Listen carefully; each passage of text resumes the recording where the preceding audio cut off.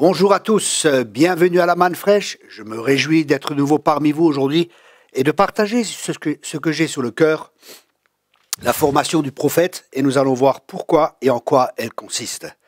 Venez avec moi dans Matthieu 3, et là nous voyons Jean-Baptiste. En ce temps-là parut Jean-Baptiste, prêchant dans le désert de Judée.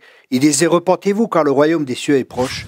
Jean est celui qui a été annoncé par Ésaïe le prophète, lorsqu'il dit, c'est ici la voix de celui qui crie dans le désert, préparez le chemin du Seigneur, aplanissez ses sentiers. Jean avait un vêtement de poils de chameau et une ceinture de cuir autour des reins.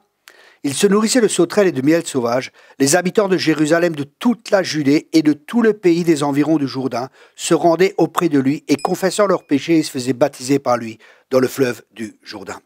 Jusqu'ici la parole de Dieu. Ici on voit clairement la différence entre Jean-Baptiste et des fois ce que je vois sur les réseaux sociaux avec les prophètes.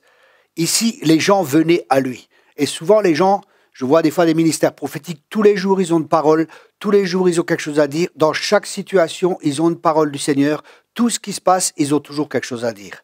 Et je crois très souvent que ils devraient se taire, parce que quand Dieu ne parle pas, on n'a rien à dire. Un prophète, comme Jean-Baptiste, il a été préparé dans le désert. Et dans ce désert, il y a un travail qui est fait dans notre âme, où on ne cherche plus à être vu, on ne cherche plus à être connu, on ne cherche plus à avoir du chiffre, on ne cherche plus à avoir du nombre, on ne cherche pas après les finances et toutes ces choses, et toutes les mauvaises motivations qui peuvent être là dans nos cœurs. Mais c'est un temps où Dieu nous émonde. C'est un temps où il y a moins de moi et plus de Christ. Il faut qu'il croisse et il faut que je diminue. Ça, c'était le message et c'est toujours encore le message. Il n'y a rien de nouveau, rien n'a changé. Dans le désert, il y a le silence. Et le silence nous permet d'entendre Dieu. Et là, quand Dieu nous donne des paroles, Dieu envoie les gens. Et quand les gens viennent, parce que Dieu a envoyé les gens, parce qu'il savait que Jean-Baptiste avait un message de lui, et que Dieu voulait que ce message soit communiqué. Vous voyez la différence? Ça ne veut pas dire qu'il ne faut pas faire de publicité, ça ne veut pas dire qu'il ne faut pas faire toutes ces choses, mais la question est, quelles sont nos motivations? Est-ce que nous avons réellement un message de Dieu? Et après, il y a un travail qui est fait aussi dans le désert au niveau de notre âme. Et ce travail concerne plusieurs choses, c'est ce que nous allons voir maintenant dans le verset 4, à partir du verset 5. 7, pardon. Mais voyant venir à son baptême beaucoup de pharisiens et de sadducéens, il leur dit, race de vipères, qui vous a appris à fuir la colère à venir?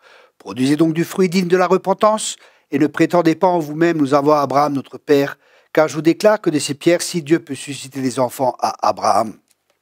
Ici, nous voyons, les pharisiens étaient des personnes religieuses bien en vue. Et on voit qu'à travers le travail de la main de Dieu dans la vie de Jean-Baptiste, il n'avait pas peur. Il n'était pas intimidé. Il ne se disait pas qu'est-ce que les gens vont dire, est-ce que je vais être accepté, est-ce que je vais recevoir des invitations, est-ce que je vais pouvoir faire partie de l'établissement religieux, est-ce que non. Il était là pour le Seigneur et pour lui seul. Et il amenait la parole que le Seigneur lui donnait. Ça, c'est une autre caractéristique du ministère prophétique. Il ne regarde pas, il ne fait pas exception de personne. Il a un message de Dieu et il partage le message de Dieu, bien sûr avec amour, en comprenant que tout est grâce, qu'il n'est pas mieux que les autres. C'est un message rempli de grâce, rempli d'amour, mais c'est un message de repentance. Et ça, c'est l'esprit d'Élie qui revient dans l'Église. Et c'est des hommes que Dieu aura formés dans le désert, qui seront laissés former à l'école de Dieu.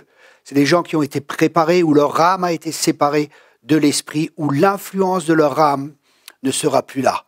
Comme négativement, je parle de cela, parce que bien sûr, notre âme, il y a des émotions qui viennent de Dieu, il y a le cœur de Dieu qui va être communiqué aussi, mais ce ne sera pas à travers des blessures, pas à travers des a priori, comme par exemple les prophètes américains, beaucoup ont prophétisé que Trump allait ressortir, et je pense que leur intention était bonne, elle n'était pas mauvaise, mais en même temps, elles étaient fausses. Pourquoi? Parce que le message n'était pas de Dieu, il y avait leurs propres pensées, et Dieu dit dans sa parole, mes pensées ne sont pas vos pensées. Il y avait leurs propres pensées et le nationalisme américain qui était là, qui a influencé la parole qu'ils ont donnée. Donc, vous voyez, on doit être débarrassé de tout cela, et ça se passe souvent à travers la parole de Dieu, à travers le brisement, à travers notre solitude, avec les temps où Dieu fait un travail au plus profond de notre être, où nous sommes dépouillés, où nous sommes émondés, pour que nous diminuions et que lui grandisse. Où nous n'avons plus rien à prouver, où nous ne cherchons plus les choses de manière humaine, naturelle, mais où nous permettons d'être à Dieu tout celui qui pourvoit à tous nos besoins avec richesse et gloire, celui qui pourvoit à notre besoin d'acceptation, celui qui a déjà pourvu à notre amour, à notre besoin d'acceptation, à notre sécurité. Tout est Christ. Et ça, c'est un chemin de mort, c'est un chemin de renoncement à soi.